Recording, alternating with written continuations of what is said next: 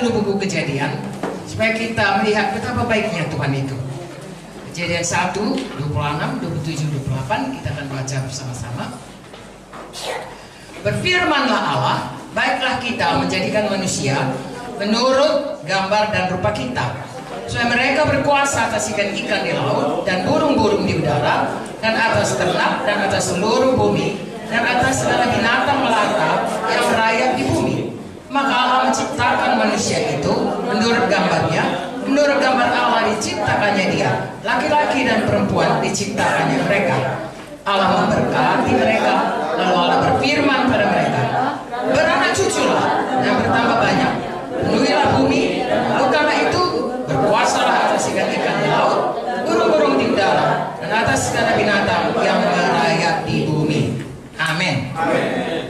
Nah, kalau kita lihat dari sini, saudaraku, betapa baiknya Tuhan itu menciptakan manusia. Dari awal kalau kita baca dari pasal 1 ayat 1 dan seterusnya, dia menciptakan begitu baiknya Taman Eden. Barulah diciptakannya manusia.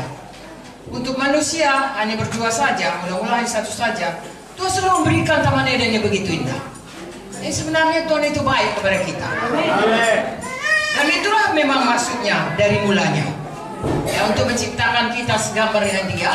Dan di sini kita lihat dikatakannya di sini, maka Tuhan menjadikan ayat 26, baiklah kita menjadikan manusia menurut gambar dan rupa kita, dan supaya mereka berkuasa.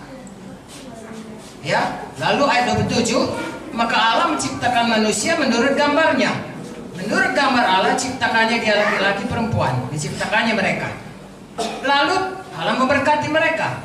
Dan Allah berfirman pada mereka, beranak cuculah, bertambah banyak, penuhi bumi, dan taklukkanlah. Saudaraku, jadi Tuhan mau kita segambar dengan dia. Amen. Tuhan mau kita memenuhi bumi. Amen. Tidak sendiri saja, dengan arti kata berkembang biak. Dan juga Tuhan mau kita berkuasa. Amen. Ya, kita tinggal di bumi ini, seharusnya kita yang berkuasa. Amen. Tuhan menyerahkan bumi ini di bawah kuasa Adam dan Hawa. Amen. Tapi saudaraku, sama seperti cerita perwira yang berkata, bagaimana kalau aku memerintahkan kepada bawahanku pergi, dia pergi. Karena aku pun kalau diperintahkan pergi, aku pergi. Artinya kalau kita patuh kepada atasan, maka bawahan kita punya otoritas terhadap bawahan kita. Selama manusia pertama Adam dan Hawa patuh kepada Tuhan, bumi ini takluk kepadanya. Tapi begitu dia berdosa, kita lihat kemudian saudaraku, bagaimana dia mendengarkan apa kata setan. Dan pada waktu dia mendengar kata setan, dia memilih menjadi taat kepada Tuhan atau taat kepada setan. Sampai sekarang itu pilihan pada kita. Begitu dia taat kepada setan, dia berubah, dia berdosa, jatuh kepada dosa, kalah terhadap pencobaan, dan kemudian kuasa yang tadinya dia adalah hamba Tuhan, hamba kebenaran, sekarang saudaraku, kuasa itu, ketaatannya dia sudah diberikan kepada setan. Lalu dia menjadi hamba setan. Roma 6 ayat 16-18 berkata demikian. Mari kita baca. Kepada siapa kita taat, jadi hambanya lah kita. Itu sebabnya manusia menjadi hamba dosa, menjadi hamba setan. Kalau kita lihat, takkan ada orang mau namanya hamba setan. Apa hamba setan? Saya nggak pernah. Tapi sebenarnya secara rohani, kalau kita tidak taat kepada Tuhan, itu namanya hamba setan. Ya. Dan Adam dan Hawa tidak taat. Tuhan sudah berkata, jangan makan buah itu. Kalau kau makan, kau pasti mati. Ya. Tapi Hawa, saudaraku, mempermudah atau mengabaikan ya perintah Tuhan itu, akhirnya dia jatuh pada dosa, melanggar firman Tuhan. Dosa salah satu antaranya adalah melanggar firman Tuhan.